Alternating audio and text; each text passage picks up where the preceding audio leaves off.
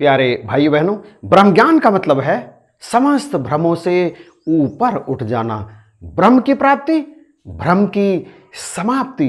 एक ब्रह्मज्ञानी महात्मा सर्वत्र एक प्रभु परमेश्वर, एक निराकार के ही दर्शन करता है। उसकी दृष्टि बदल जाती है, उसका सोचने का नजरिया बदल जाता है, उसके दिमाग के कपाट खुल जाते हैं।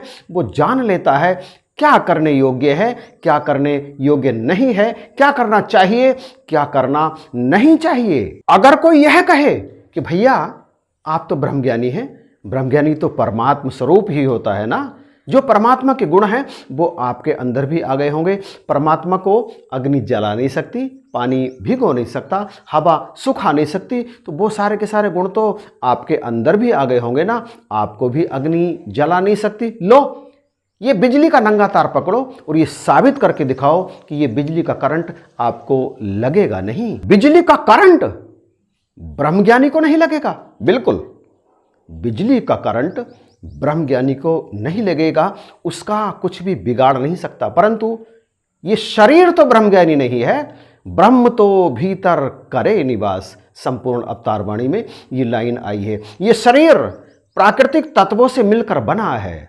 इस पर धूप का भी असर होगा, इस पर वर्षा का भी असर होगा, इस पर सर्दी का भी असर होगा, इस पर हर चीज का जो प्रकृति में है उन सब का असर होगा। जो ब्रह्म है, जो ब्रह्म ज्ञान है, उस पर असर नहीं होगा दुनिया की किसी भी चीज का। ब्रह्म ज्ञान को ना अग्नि जला सकती है, ना पानी भिगो सकता है, ना हवा सुखा सकती है। परंतु शरीर, मैं तो ब्रह्मज्ञानी नहीं हूं, ब्रह्मज्ञानी इसके अंदर बैठा है जो इसे संचालित कर रहा है। वह जो ईश्वर अंश है, जो इन आंखों से देख रहा है, इन कानों से सुन रहा है, इस मुख से अब बोल रहा है, इसे कोई करंट नहीं लगता, कोई भी करंट। ये प्रकृति से परे है, क्योंकि यह है ईश्वर अंश जीव अविनाशी। जब यह कुछ करता है तो फिर वो ब्रह्म कार्य होता है। ये कहीं भी जाए, इस शरीर को लेकर आप चाहे मंदिर में चले जाइए, चाहे मस्जिद में चले जाइए, चर्च, गुरुद्वारा, किसी देव स्थल,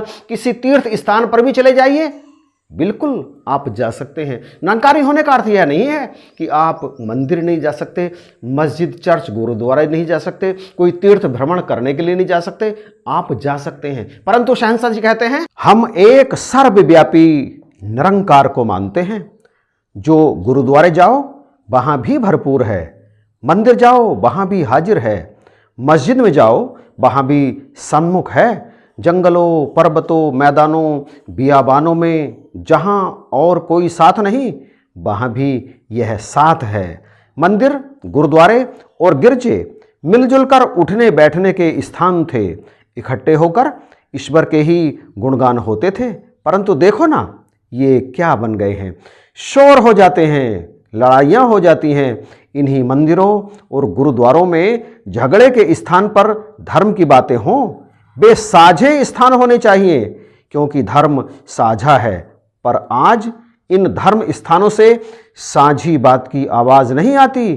केवल हमारे देश में नहीं, सारे संसार की ऐसी ही दशा है। ब्रह्मज्ञानी जहां भी जाता है, ये ब्रह्म तो वहां पहले से ही मौजूद होता है। और ब्रह्म निरंकारी महात्मा जो ब्रह्मज्ञानी होता है, उस स्थान पर भी, चाहे वो देव स्थान हो, तीर्थ स्थल हो, मंदिर, मस्जिद, चर्च, गुरुद्वारा हो, हर उस स्थान पर इस निराकार प्रभु परमेश्वर का ही दर्शन करता है। वो जड़ मूर्तियों में भी इस परम पिता परमेश्वर का दर्शन करता है, क्योंकि ये ब्रह्म तो हर जड़ में और चेतन में, हाँ जड़ में भी मौजूद है, चेतन में भी, क्योंकि हरि व्यापक सर्वत्र समाना। कौन सा स्थान है जहां पर परमेश्वर नहीं है? मूर्ति में भी है। ब्रह्मज्ञानी जब मूर्तियों को देखता है ना, तो जो नजर संसारी की होती है मूर्तियों को देखने की, ब्रह्मज्ञानी की वो नजर नहीं होती।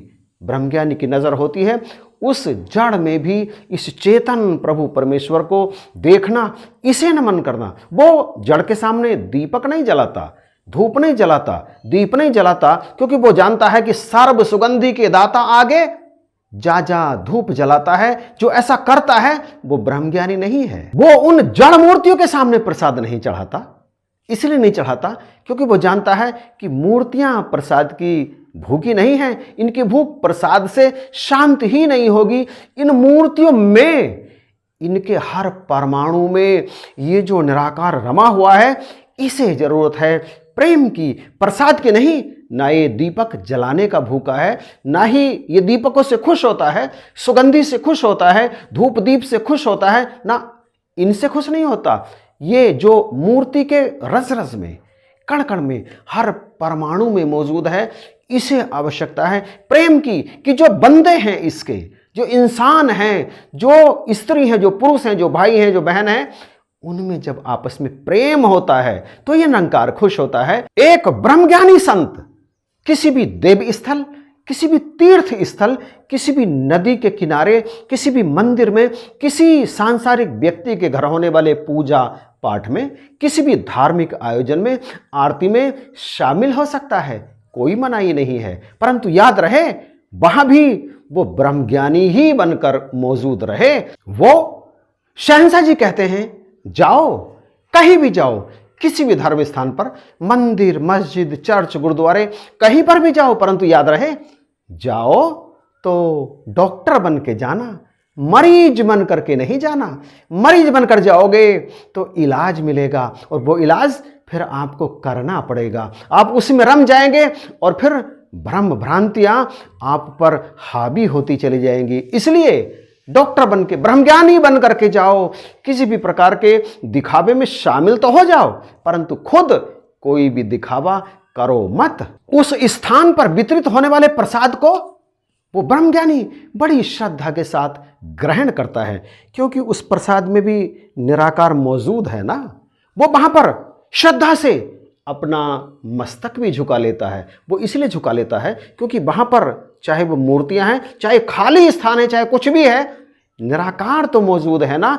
वो उसके रोम रोम में, उसके हर परमाणु में जो मौजूद है निराकार प्रभु परमेश्वर, वो उसके सामने नतमस्तक हो जाता है। ब्रह्मज्ञानी होने का अर्थ यह नहीं है कि वो दुनिया से कट जाता है, दुनिया के रूल्स से वो कुछ अलग रूल्स बना लेता है, ऐसा बिल्कुल भी नहीं है। निरंकारी होने का अर्थ है अंधकार से निकल करके प्रकाश में आ जाना। अंधेरे में जब चल रहे होते हैं ना, तो गहन अंधकार में रोड पर या रास्ते पर हुआ गड्ढा दिखाई नहीं देता और वो उस गड्ढे में गिर जाते हैं। परंतु यदि पास में प्रकाश हो, सूर्य निकला हो, हाथ में टॉर्च हो, यानी प्रकाश में यदि चल रहे हो, तो फिर गड्ढे में गिरने की संभावना नहीं रहती। यदि प्रकाश है, रोशनी है और गड्ढा भी है और दिख रहा है कि यह गड्ढा है, मैं इसमें गिर जाऊंगा, और इसके बाद भी वो गड्ढे में गिर जाए, तो फिर वो ब्रह्मज्ञानी नहीं होता। ब्रह्मज्ञानी का जीवन बिल्कुल निर्मल होता है, निर्मल, तमाम तरह की भ्रम भ्रांतियों से अलग। वो अपने दिमाग का इस्तेमाल करता है, वो सोच लेता है, सद्गुरु के हुक्म जो उसके जीवन में आते हैं वो उनका अक्षरशः पालन करता है, क्योंकि जो पूर्ण सद्गुरु होते हैं वो सिखाते हैं जीवन जीने की कला। कृपा करो, बख्शिश करो, ब्रह्मज्ञानी हैं तो ब्रह्मज्ञानी की तरह से जीवन गुजारना चाहिए। आइए चलते हैं इस वीडियो की समाप्ति में। इन्हीं शब्दों के साथ आप सभी को जय हिंद, नमस्कार और प्यार भरी धन्यवाद।